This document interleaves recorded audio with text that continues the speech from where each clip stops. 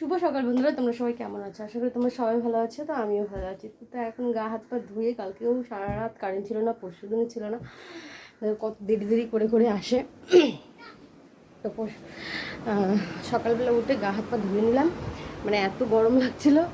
কটা শাক নিয়ে এসছে আমার বর, সেই শাকগুলো। আর কালকে দেখালাম না পুঁই পুঁই পুঁই ডাঁটা, তারপরে আর কি নিয়ে এসে মিষ্টি কুমড়ো, বরবটি, পটল, ওগুলো সব রয়েছে। কারণ ওগুলো আমি আজকেও বললো করতে হবে না। আজকে চিংড়ি মাছ নিয়ে এসেছিলো কালকে, সেই চিংড়ি মাছের ঝোল। আমি বললাম ডাঁটা নিয়ে এসো, ডাঁটাতে ঝোল খাবো। আর কটা লাল শাক নিয়ে এসে লাল শাক ভাজবো আজকে, বাদ বাকি আর কিছু করবো না। তো ওটা সেরে নিই, সকাল সকাল না ছাড়লে তবুও 8টা সাড়ে 8টা বাজতে গেল এখন। তো ওটা করে টোরে তারপরে রান্নাবান্না করে তারপরে তোমাদের সঙ্গে কথা বলবো। আর ওটা পরেই বলবো। সকালবেলা ভাবতে পারিনি তোমাদেরকে শুভ সকাল জানানোর পরে দাদা খবর দিয়ে বৌদি ফোন করেছে যে দাদু আর নেই, তাড়াতাড়ি করে আসো। তখন নাম দিচ্ছে হরে কৃষ্ণ কানে। তো কালকে আমি দেখে এসেছিলাম, সেই মুহূর্তে গিয়ে আমি তোমাদের সঙ্গে শেয়ার করতে চেয়েছিলাম, তো সেটুকু শেয়ার করা হয়নি। মানে কালকে দেখে এসেছি, ভাবছি বলবো তোমাদের কাছে। আজকে সকাল আস্তে আস্তে মানে সকাল 8:55 মধ্যে দাদুর এরকম মানে তো এখানে এসছে আমার পিসিরা সবাই দেখতে। ওরা এখন 10টার বেশি বেজে গেছে। আমার পিসিরা, এই যে বড় পিসি ওটা, আর এই ছোটো পিসি মারা গেছিলো তার মেয়ে এটা, আর এখানে মেজো পিসি আছে, আর এই যে সব আমার কাকির মেয়েদের জায়গা আছে। এখানে আমার দিদির যা, আমার যা, আর এখানে আমার দাদুর বারান্দার থেকে নামাবে নিচে, সবাই ধরে বেঁধে নামিয়েছে। আমাদের বারান্দা ছাড়া আমার দাদু কিচ্ছু বুঝতো না, ওই বারান্দাটাতেই সবসময় থাকতো। ওই ঘরটা আর ওই বারান্দাটা আমার দাদুর খুব একটা ভালো একটা প্রিয় জায়গা ছিল। বলতো তুমি ঘরে যাও, শরীরটা ভালো লাগে না, আমার এই বারান্দাটাই খুব ভালো লাগে, ওখানেই থাকবো আমি। এখানে দাদা পা ধোয়ানোর জন্য, মানে চরণ ধোয়ানোর জন্য এখানে জল দিয়ে ধোবে, তাই আর কি এখানে গর্ত করেছে। এখানে যে আমার বাবা হলুদ আর তেল মাখিয়ে পা মুছিয়ে দিচ্ছে, এখানে ধোয়াবে পা।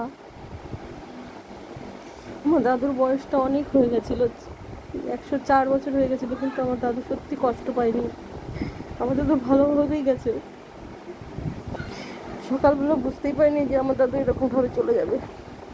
আমার মা এখানে ধোয়াচ্ছে পা, আমার বৌদি এখানে, আমার কাকা এটা। আরও বিশেষ করে আমার বাবার যখন শরীর খারাপ হয়েছে, কখনো টেনশন নেয় না। তো আমার বাবার শরীর খারাপ হওয়ার পর খুব টেনশন নিয়েছে আমার দাদু। এটা আমার কাকা, ওই টেনশন কাকিমা। টেনশন নেওয়ার পরেই আর কি দাদুর খুব শরীর খারাপ। কাকারও হঠাৎই অপারেশন করেছে, বাবার এরকম শরীর খারাপ। দুজনের কথা বলতো আর মানে কান্না করতো যে আমার সামনে ওদের এরকম, আমার কে দেখবে। সবসময় এই ভাবনা চিন্তা করতো।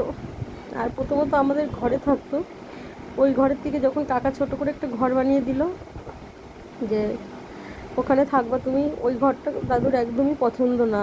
বারবার আমাদের ঘরেই চলে আসে, আমাদের রান্নাঘরের বারান্দা আর আমাদের তাঁত ঘর। ওনার ওই জায়গা দুটো খুব একটা মানে খুবই ভালো একটা জায়গা ওনার। ওখানে বসা, ওখানে শোয়ার জন্য উনি সবাই বলতো, দাদু তোমার তো কাকা ঘর করে দিয়েছে না, আমার ঘর এখানে, তোরা জানিস না, এটা আমার দিদি হয়। আমার দাদু ভালোভাবেই গেছে, কিন্তু কিছু কিছু দিক থেকে আমার দাদু একটু কষ্ট পেয়েছে, মানে দিক শূন্য হয়ে গেছিলো। মানে মানুষের যে ভালো কথা বলতো, এটা আমার পিসি। আবার মাঝের মধ্যে আবার কেমন যেন হয়ে যেত, মাথাটা একটু কেমন হয়ে গেছিলো, বয়স হয়ে অনেক হয়ে গেছে না। আর এটা আমার মানে আমার এক ছোটো পিসি মারা গেছিলো, নিজের পিসি। তারপরে পিসেমশাই বিয়ে করেছিল, এটা সেই পিসি। এই পিসিটা আমাদের খুব ভালোবাসে, মানে নিজের পিসির মতোই সব করে। যে আমরা যে পর সেটা ভাবে না, যে আমার পিসি যেরকম ভালোবাসতো সেরকমই ভালোবাসে। খবর পড়ে অনেক, এটা আমার বৌদি আর আমার দাদার মেয়ে পা ধোয়াচ্ছে। আমার দাদার মেয়েকে খুব ভালোবাসতো, এত ভালোবাসতো মানে বলার মতো নেই, খুবই ভালোবাসতো। যখন এর দুটো টাকা হাতে পেত, চল বাবু তোকে কিছু কিনে দিই। এটা আমার কাকার ছোট মেয়ে।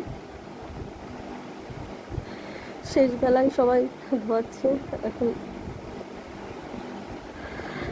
এই যে আমার দাদা, এখন দাদা ধোয়াচ্ছে, দাদা বারান্দায় বসে আছে অনেকেই। আমার দাদার শাশুড়ি, এটা ওটা মামা শ্বশুরের মেয়ে। আর ওই চলে যাচ্ছে, ওটা আমার দিদা। আসছি। খুব ভালোভাবেই গেছে, বেশি বিছানায় পড়েনি আমার দাদু। একদিন শুধু পায়খানা করতে গিয়ে এসে হঠাৎ এরকম, আর পরের দ্বিতীয় একদিন থেকে পরের দিনই এরকম মারা গেল। এখন নিয়ে যাবে সবাই আমার দাদুকে।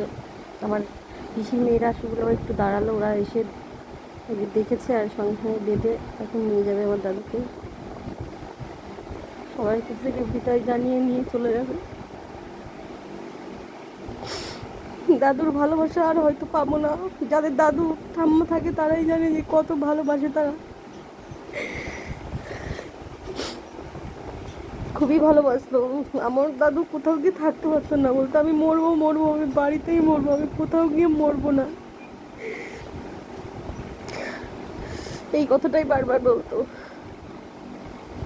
তো আজকের ব্লগটা এইটুকুই। ভালো লাগলে তোমরা অবশ্যই লাইক কমেন্ট শেয়ার আর ছোট্ট করে সাবস্ক্রাইব করে দেবে যারা নতুন আসবে আমার চ্যানেলে। কি বলবো আর, এর থেকে বেশি বলার নেই। সকাল সকাল লাইভ হতে এরকম একটা খবর। বাই, তোমরা ভালো থেকো।